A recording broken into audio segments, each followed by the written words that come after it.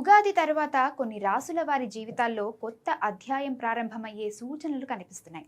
ముఖ్యంగా వృషభం, మిథునం, కర్కాటకం, కన్య, మకరం, కుంభరాశుల వారికి ఈ కాలం ఎంతో శుభప్రదంగా మారే అవకాశం ఉందని జ్యోతిష శాస్త్రం చెబుతుంది.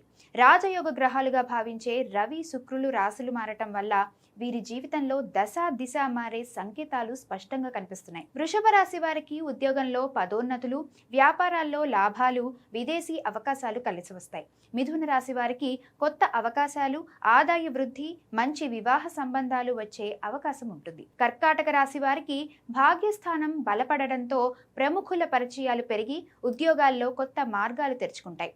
కన్యా రాశి వారికి శుక్ర, రవి అనుగ్రహంతో అదృష్టం అనేక మార్గాల్లో తలుపు తడుతుంది. మకర రాశి వారికి తక్కువ శ్రమతో ఎక్కువ ఫలితం దక్కే కాలం ప్రారంభమవుతుంది. కుంభరాశి వారికి ఆదాయం పెరగడం, ఆర్థిక సమస్యలు తగ్గడం వంటి శుభ ఫలితాలు కనిపిస్తాయి. అయితే జ్యోతిషం చెప్పే శుభ సూచనలు సఫలమవ్వాలంటే మన ప్రయత్నం, శ్రద్ధ కూడా తప్పనిసరిగా ఉండాలి. దేవునిపై విశ్వాసంతో కష్టపడి ముందుకు సాగితే ఈ శుభకాలం విజయ మార్గాన్ని చూపుతుంది.